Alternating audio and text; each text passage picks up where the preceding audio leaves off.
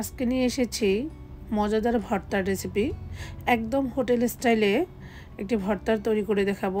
আশা করি আজকে আমার এই ভর্তার রেসিপিটি আপনাদের অনেক বেশি ভালো লাগবে।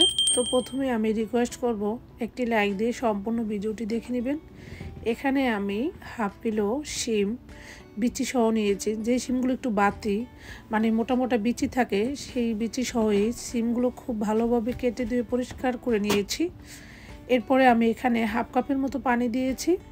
শিমগুলো জাস্ট একটু ভাপিয়ে নিব, যেহেতু আমি পরবর্তীতে এটা আরও বেশি রান্না করব, তাই এখানে বেশি সেদ্ধ করার প্রয়োজন হবে না। এই তো দেখি বুঝতে পেরেছেন, শিমগুলো আমি 3-4 মিনিটের মতো একটু হাফ সেদ্ধ করে নিয়েছি। এখন শিমগুলো নামিয়ে আমি ঠান্ডা করে নিয়েছি। এরপরে আমি এখানে কাঁচামরিচ, ধনিয়া পাতা, রসুন, পেঁয়াজ দিয়েছি।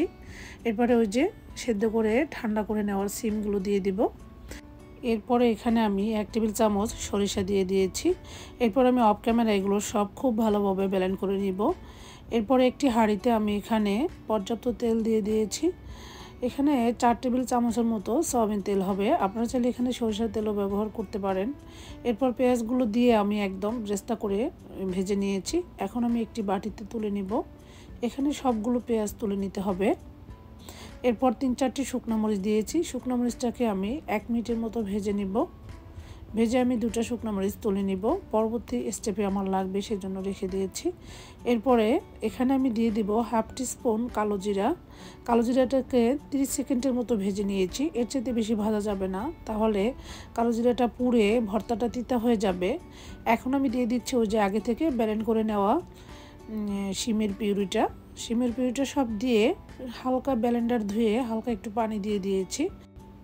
এরপর মিডিয়াম আঁচে 2-3 মিনিটের মতো নেড়ে চেড়ে এখানে আমি স্বাদ মতো লবণ দিয়ে দিচ্ছি। এরপরে আবারও আমি একটু নেড়ে চেড়ে নিব 1-2 মিনিটের মতো। এরপরে এখানে সুন্দর একটি কালার জন্য হালকা হাফ টিস্পুনের চেয়ে কম একটু হলুদ দিয়ে দিয়েছি। তো এরপর আমার একটাই কাজ হচ্ছে খুব ভালোভাবে নেড়ে চেড়ে সিমের সম্পূর্ণ পানিটা শুকিয়ে ফেলা, এবং পর্যায়ক্রমে আমি আরও কিছু মশলা ব্যবহার করব। তো সম্পূর্ণ ভিডিওটি স্কিপ না করে দেখুন, তাহলে বুঝতে পারবেন। এই তো দেখতে পাচ্ছেন সিমের পানিটা একদম শুকিয়ে গিয়েছে। ওই পর্যায়ে আমি ওই যে পেঁয়াজের বেরেস্তাটা দিয়ে দিয়েছি। এখন আমি 3-4 মিনিটের মতো একদম হাই হিটে অনবরত নেড়ে চেড়ে বাকি পানিটুকু শুকিয়ে নিয়েছি। এখন আমার রান্নাটা একদম কমপ্লিট। তো এখন আমি দিয়ে দিয়েছি বেশি করে কিছু ধনিয়া পাতা কুচি। ধনিয়া পাতা কুচিটা দিয়ে আর বেশিক্ষণ নাড়াচাড়া করা লাগবে না। তো একদম হোটেল স্টাইলে সিম ভর্তা করেছি। এরকম একটি ভর্তা হলে গরম ভাতের সাথে অন্য কিছু প্রয়োজন হবে না। এটা যাকে তৈরি করে খাওয়াবেন সেই প্রশংসা করবে, এতটাই মজার ছিল।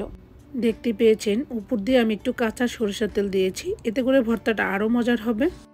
আজকের মতো তাহলে বিদায় নিচ্ছি। আল্লাহ হাফেজ।